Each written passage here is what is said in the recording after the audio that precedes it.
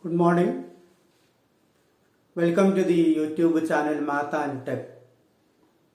Today we discuss about continuous functions, the most important class of functions in real analysis. You already know the definition of continuous functions. At a point, continuous functions on a set and on an interval.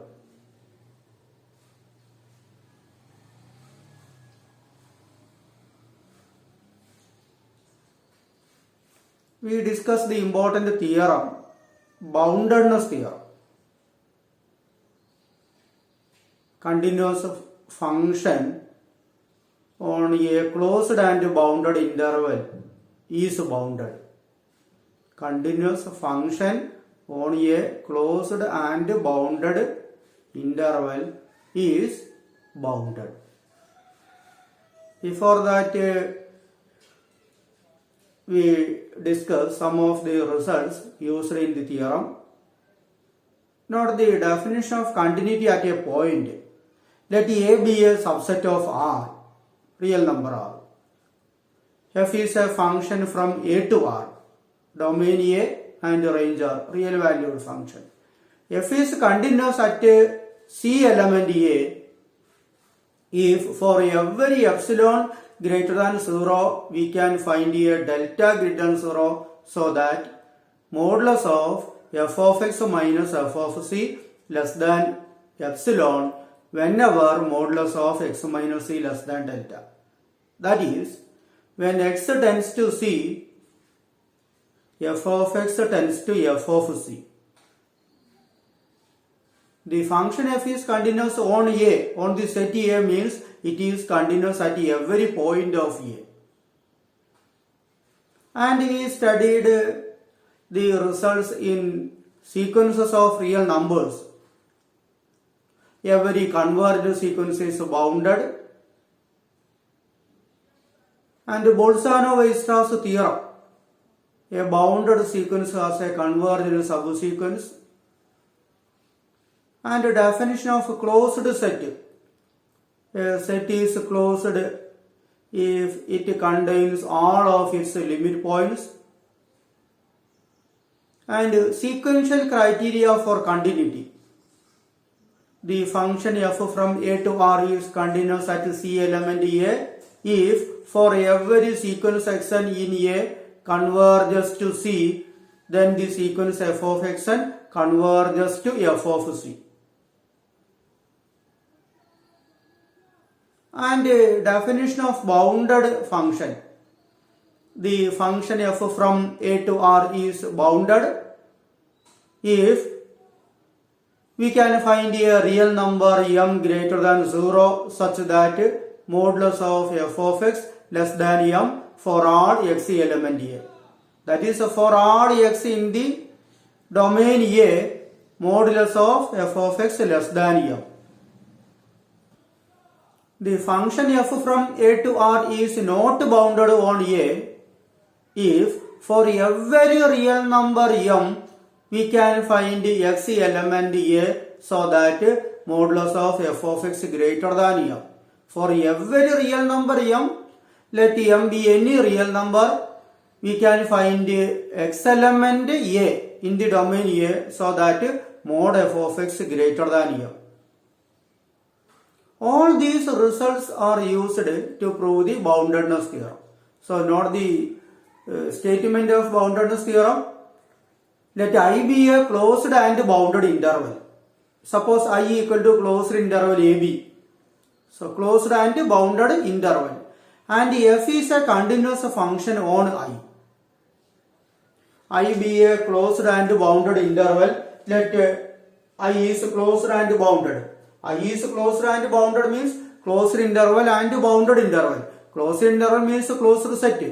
So I equal to closed interval AB. Then clearly I is closed and bounded. And f from I to R is continuous. The function f is a continuous function on I. Then our conclusion is f is bounded on I. We prove this theorem using contradiction method. Suppose that f is unbounded on I. Suppose that f is unbounded on I. Unbounded means for every natural number n, we can find the xn element in the domain I. So that mod f of xn greater than 1. If n equal to 1, 2, 3, etc., we can find the elements x1, x2, x3, etc. in the domain I, so that mod f of xn greater than n. Because f is unbounded on the interval I. Since the interval I is bounded and xn element I, so that sequence xn is bounded. The interval I is bounded and xn element I implies that sequence xn is bounded. Now use Bolzano-Weierstrass theorem. Every bounded sequence has a convergent subsequence. So the Bolzano-Weierstrass theorem implies that there is a subsequence x dash equal to xn r of x that converges to x. That is the Bolzano-Weierstrass theorem. Every bounded sequence has a convergent subsequence. Suppose xnr be the convergent subsequence and it converges to the real number x. Now the domain I is closed. I is a closed interval or I is a closed set. It contains all of the limit points. The sequence xnr converges to x means x is a limit point. So clearly x element I. So since I is closed, the interval I is closed and xnr, the terms xnr element I implies that the x element I, because x is a limit point. X is a limit point of I. And I is closed. I is closed and x is a limit point of I implies that x element I. Now the function f is continuous on I. The function f is continuous on I, but the x element I implies f is continuous at x. So the function f is continuous at x and the xnr converges to x. The sequence xnr converges to x. Now we use a sequential criteria for continuity. Converges to the number x. Continuous at x. F is continuous at x and the sequence xnr converges to x means the sequence f of xnr converges to f of x. That is sequential criteria. The function f is continuous at x and xnr converges to x means the sequence f of xnr converges to f of x. Which is not possible. Why? The sequence f of xnr, we take mod f of xn greater than n. So f of xnr greater than nr. Modulus of f of xnr greater than nr. But nr greater than or equal to r for all r element here. That is a subsequence definition. xnr is a subsequence, no doubt nr greater than or equal to r. n1 greater than or equal to 1, n2 greater than or equal to 2, n3 greater than or equal to 3. That is from the definition of subsequence. So the magnitude f of xnr greater than r. Not the terms f of xnr. Magnitude greater than r. Their magnitude greater than r means it is not bounded. We show that f of xnr converges to f of x. F of xnr converges to f of x means every convergent sequence is bounded. The sequence f of xnr converges to f of x, which is not possible because every convergent sequence is bounded. This means magnitude of f of xnr greater than nr greater than or equal to r means sequence f of xnr is unbounded.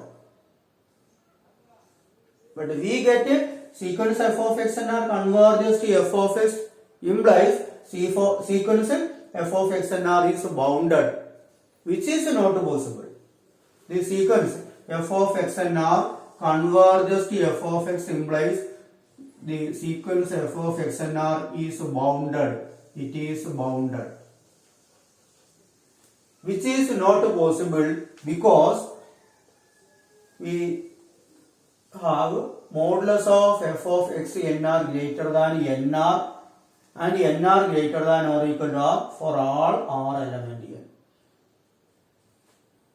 So the terms f of x and r magnitude greater than r, which implies that sequence f of x and r is unbounded. But we show that sequence f of x and r is bounded.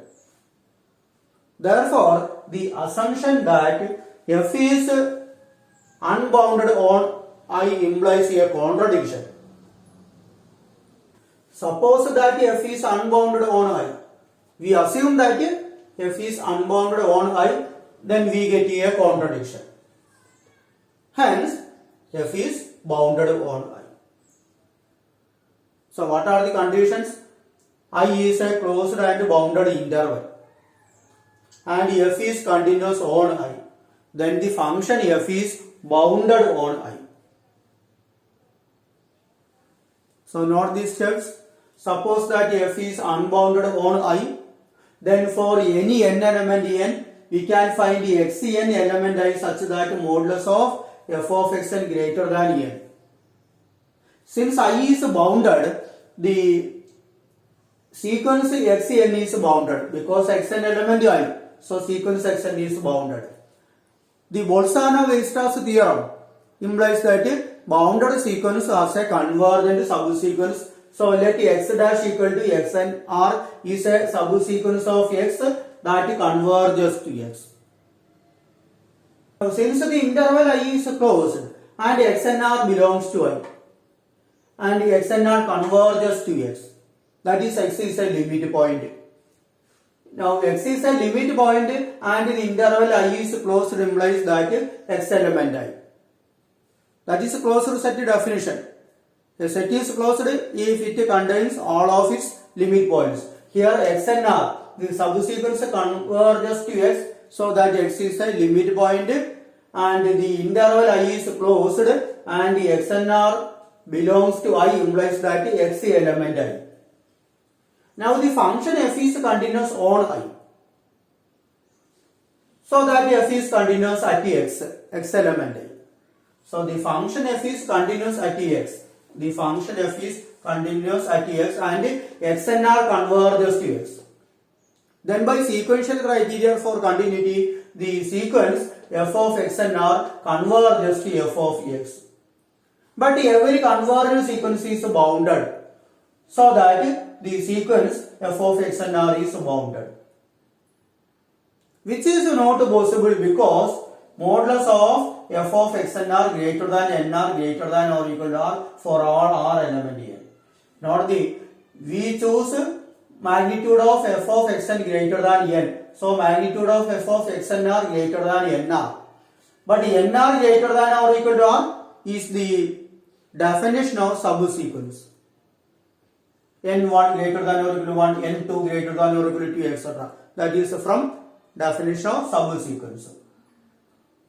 So our assumption that f is unbounded on I, we get a contradiction. Hence this assumption is wrong. That is f is bounded on I. This theorem is very important and note the conditions. The interval I is closed and bounded and f is a continuous function on I. So three conditions. The domain I is a closed interval, the domain I is a bounded interval and the function f is continuous on I. Then only we can prove the function f is bounded on I. This proof is taken from the book Introduction to Real Analysis, 3rd edition by Bartle and Sherbert.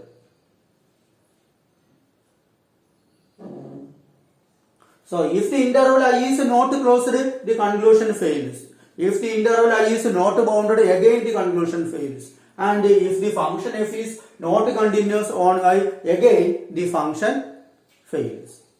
So not all the conditions, the domain I is a closed interval, bounded interval, and the function f is continuous on I. So thank you. If you like, please subscribe.